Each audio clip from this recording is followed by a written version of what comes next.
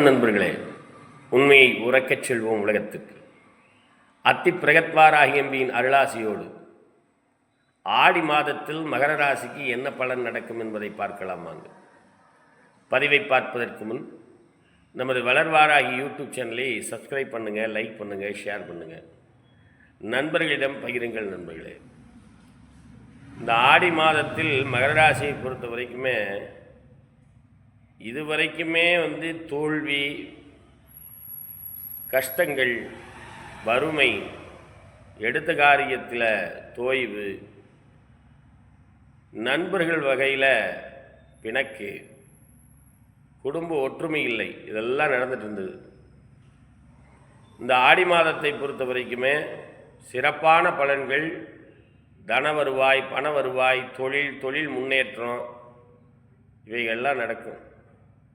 உங்களுடைய ராசிநாதன் என்று சொல்லக்கூடியவர் சனி பகவான் 3ஆம் இடத்துல அமர்ந்திருக்கார். 3ஆம் இடத்துல சனி இருந்ததுன்னா ராஜயோகத்தை கொடுக்கக்கூடிய ஒரு அமைப்பு. அதே சமயத்தில் 2ஆம் இடத்தில் ராகு இருக்குது. கவனமாக வாய் வார்த்தைகளை கவனித்து பேச வேண்டும். திட்டமிடல், முக்கியமாக திட்டமிட்டு பேசணும். எண்ணம், எழுத்து, வடிவம், செயல். திட்டமிடாமல் பேசுறது, எதிராளி என்ன பேசுகிறாங்கிறத தெரிஞ்சிக்காமையே பேசுறது பகைமையை உருவாக்கும். கவனம் தேவை.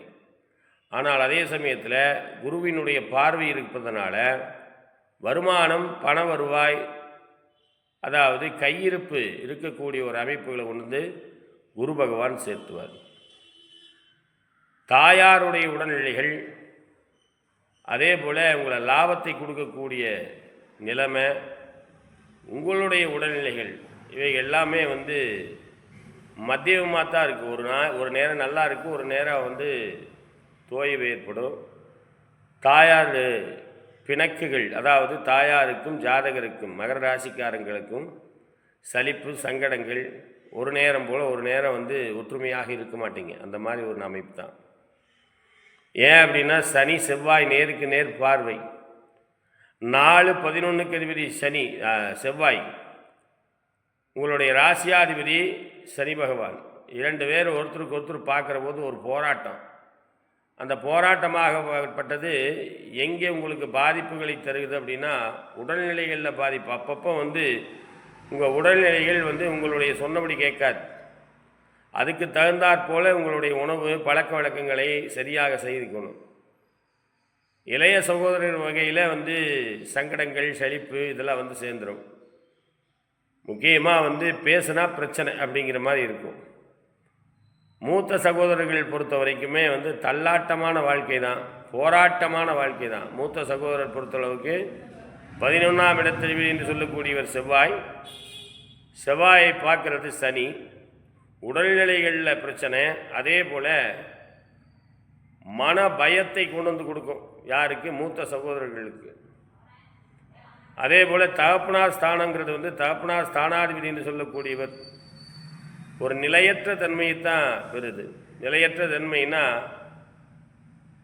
தனம், பணம் வரும் அப்படிங்கிறத எதிர்பார்த்து சொல்கிறது, அது வராமல் போகிறது, எதிர்பாராத நேரத்தில் வர்றது, தொழில், அதே போல் உடல்நிலைகள், இவைகள் எல்லாமே அதாவது நினைத்தது ஒன்று நடக்கிறது ஒன்று மாதிரி நடக்கும். யாருக்கு? தகப்பனாருக்கு. குலதெய்வ வழிபாடு, அதாவது ரொம்ப விசேஷம். இந்த மாதத்தில் எல்லா ராசிக்காரங்களுமே குலதெய்வ வழிபாடு இந்த மாதத்தில் செய்யணும். அதில் இந்த மகர ராசிக்காரங்கள் குலதெய்வ வழிபாடு நினச்ச மாத்திரத்தில் போயிட்டு வந்துடணும். இல்லைன்னா போக முடியாது. ஏன் போக முடியாதுன்னா கிரகநிலைகள் அப்படி இருக்குது. அதனால் போக முடியாத சூழ்நிலைகள் ஆயிரும். நினச்சா யாரையும் எதிர்பார்க்கக்கூடாது, குலதெய்வத்துக்கு போயிட்டு வந்துடணும். அப்போ தான் குலதெய்வத்தினுடைய அனுக்கிரகம் கிடைக்கும். உங்களை பொறுத்த வரைக்குமே இந்த மாதத்தில் தன வருவாய், பண வருவாய் இதெல்லாம் இருக்கும். உடல்நிலைகளில் சாப்பாடு முக்கியமாக நீங்கள் எடுத்துக்கிறதுல ரொம்ப கவனம் தேவை. வண்டி வாகனங்கள்லேயும் அதே போல் தான். வண்டி வாகனங்களில் பிரச்சனை ஆகும். வண்டி வாகனங்கள் மாற்றக்கூடிய எண்ணங்களும் மாற்றக்கூடிய ஒரு அமைப்பும், வண்டி வாகனங்களால் செலவுகளும், புதிதாக வண்டி வாகனங்கள் வாங்கக்கூடிய ஒரு அமைப்பு இந்த மாதத்தில் இருக்குது. அதுக்கு தகுந்தாற்போல தன வருவாய் பண வருவாயும் வரும். உங்களுடைய வாழ்வு இந்த மாதத்தில் மிக இனிமையாகத்தான் செல்லும். அதில் எந்த விதமான சந்தேகமும் இல்லை. வாய் வார்த்தைகளை மட்டுமே கவனமாக பேசணும். 2ஆம் இடத்தை பொறுத்த வரைக்கும் 2ஆம் இடத்துல ராகு இருக்குது. 2ஆம் இடத்ததிபதி எங்கே இருக்கார் அப்படின்னு சொன்னோம்னா 3ஆம் இடத்துல இருக்கார்.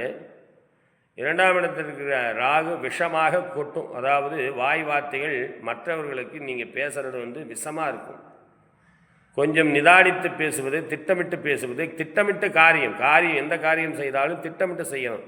இந்த காரியம் இதை இந்த வேலையை முதல்ல செய்யணும், இந்த வேலையை கடைசியாக செய்யணுங்கிற மாதிரி ஒரு திட்டமிடுதல்ங்கிறது உங்களுடைய வெற்றிக்கு வழிவகுக்கும். உண்மையாக இருக்கக்கூடியவர்கள் மகர ராசிக்காரர்கள், உண்மையாக உழைக்கக்கூடியவர்கள் மகர ராசிக்காரர்கள்.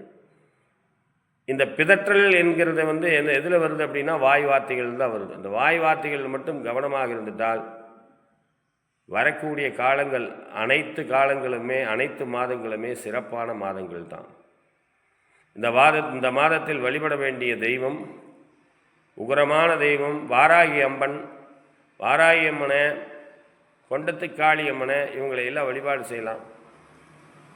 இந்த சுவாமிகளை அம்பாளை வழிபாடு செய்யும் பொழுது உங்களுக்கு அடுத்தடுத்து தோய்வு ஏற்பட்ட தொழிலும் கைவிட்டு போன தொழிலும் தன லாபமும் பண வருவாயும் உடல் ஆரோக்கியமும் தாய் தந்தையருக்கு ஏற்பட்ட பிணக்குகளும் சரியாகி உங்களுடைய வாழ்வில் முன்னேற்றத்தை காண்பீர்கள்.